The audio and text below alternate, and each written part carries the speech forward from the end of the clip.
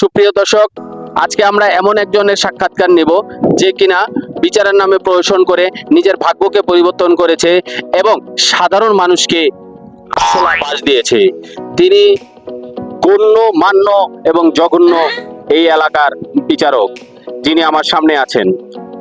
সালামু আলাইকুম চাচা, আপনি কেমন আছেন? ওয়ালাইকুম আসসালাম, আলহামদুলিল্লাহ ভালো আছি। এখন আর নেই। কেন, আপনার কি সমস্যা? কোনো সমস্যা নেই। আপনি কি সাংঘাতিক?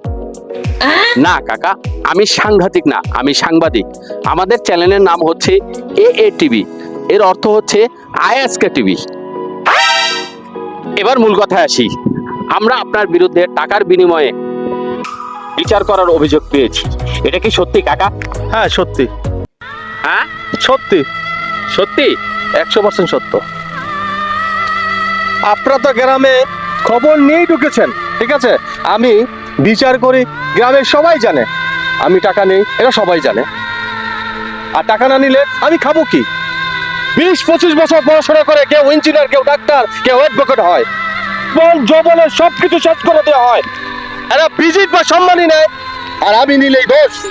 আচ্ছা চাচা, বুঝতে পারলাম। আপনি কি ওনাদের মতো অধ্যাবসায় করেছেন যে আপনি ভিজিট চাচ্ছেন? আমি তাদের থেকে বড় ডিগ্রি নেওয়া। ধৈর্যের কথা শুনলে আপনার ধৈর্যের বাঁধ ভেঙে যাবে। আপনার ইন্টারভিউ শেষ হয়েছে, আমাকে 5,000 টাকা দেন, আমার ফিস। আমি ন্যায্য বিচার করি, আমি অন্যায় করি না, আমি জুলুম করি না। আমার উত্তরপাড়া বিচার আছে, ওখানে 20,000 টাকা ঝামেলা, আমার ঝামেলা ভাঙতে হবে। সুপ্রিয় দর্শক, আপনারা দেখতে পাচ্ছেন যে চাচা কি রকম ন্যায্য বিচার করে। তার ইন্টারভিউটা নিলাম, এই জায়গাও সে 5,000 টাকা আমার কাছে দাবি করছে এবং তার নাকি উত্তর পাড়াও একটা বিচার আছে, সেখানে 20,000 টাকা। আল্লাহ জানে এই 20,000 টাকা ওই ভুক্তভোগী পাবে না এই চাচা পাবে। ঠিক আছে, চাচার মতো আমরাও এরকম লোক খুঁজে বের করব। ঠিক আছে, আপনারা ভালো থাকেন, সুস্থ থাকেন, আমাদের জন্য দোয়া করবেন।